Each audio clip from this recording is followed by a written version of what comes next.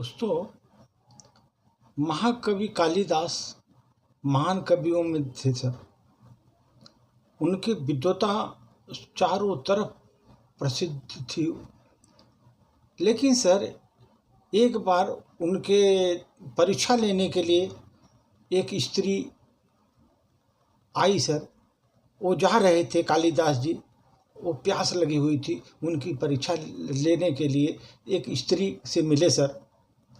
कालिदास वहाँ गए उस स्त्री के पास, बोले, माता जी मुझे पानी पिला दीजिए, बड़ा पुण्य होगा।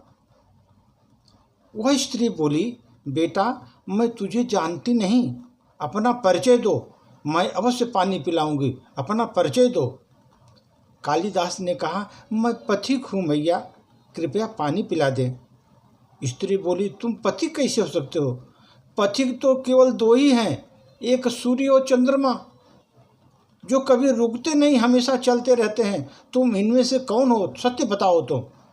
कालिदास ने कहा, मैं मेहमान हूँ, माता जी मुझे पानी पिलाइए। स्त्री बोली, तुम मेहमान कैसे हो सकते हो?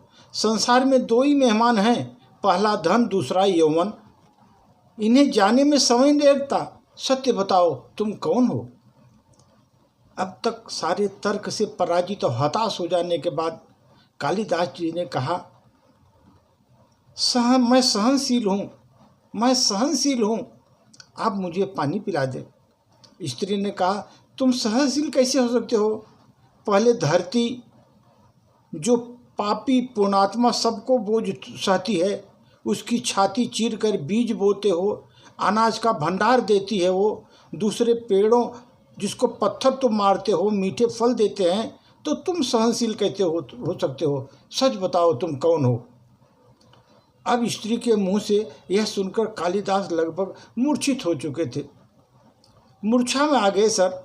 किसी तरह तर्क वितर्क से झल्ला कर कालिदास बोले, मैं हठी हूँ।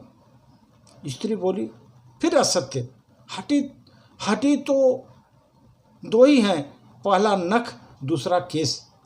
हठी तो दो ही हैं, एक तो नाखून, दूसरा केस, बाल। कितना भी बार काटो उसको निकल आते हैं। सत्य कहो ब्राह्मण, तुम कौन हो आप? अब कालिदास पूरी तरह अपमानित तो पराजित हो चुके थे, परंतु हताशा में बोले, माता जी मैं मूर्ख हूँ। स्त्री ने कहा, तुम मूर्ख कैसे हो सकते हो? मूर्ख दो ही है, पहला राजा जो बिना योग्यता से सब पर शासन करता है, दूसरा दरबारी पंडित जो राजा को प्रसन्न करने के लिए गलत बात पर भी तर्क करके उसको सही सिद्ध करने की चेष्टा करता है। मूर्ख तो यही दो हैं। अब तो कालिदास जी कुछ बोल न सके। इस स्थिति में वृद्धा स्त्री के पैर में गिर पड़े सर। उस स्त्री के पैर पर गिर पड़े, पानी की याचना में गिड़गिड़ाने लगे। वो जो वृद्ध स्त्री थी सर, उसने बोली, उठो वत्स। ये आवाज़ सुनकर कालिदास हकबका गए। ऊपर देखा तो साक्षात सरस्वती वहाँ खड़ी थी सर। माँ सरस्वती को देखकर कालिदास जी के चरणों में कालिदास जी उनके माँ के चरणों में नतमस्तक हो गए।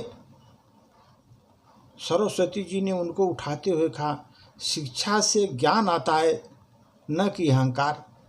शिक्षा से ज्ञान आता है, न कि अहंकार। तूने शिक्षा के बल पर प्राप्त मान और प्रतिष्ठा को अपनी उपलब्धि मान लिया था और अहंकार कर बैठे थे। इसलिए मुझे तुम्हारे चक्षु खोलने थे, आँख खोलनी थी सर। वो तुम्हारे आँख खोलने का मुझे स्वांग रचना पड़ा। यह सुनकर कालिदास जी को अपनी गलती समझ आई और भर पेट पानी पीकर आगे चल पड़े सर। यह कथा सर जब सबने सुनी होगी, उससे वही निष्कर्ष निकलता है कि अपनी विद्वता पर कभी भी घमंड नहीं करना चाहिए। आदमी कितना भी विद्वान हो जाए, अपनी विद्वता पर घमंड नहीं करना चाहिए। हमारा घमंड हमारी विद्वता को नष्ट कर देता है, उसको पूरी तरह नष्ट कर देता है। और सरस्वती जी वही कहती हैं कि अगर विद्वता मिली है, विद्वता पर घमंड करोगे तो विद्वता पूरी तरह नष्ट हो जाएगी। सर धन्यवाद।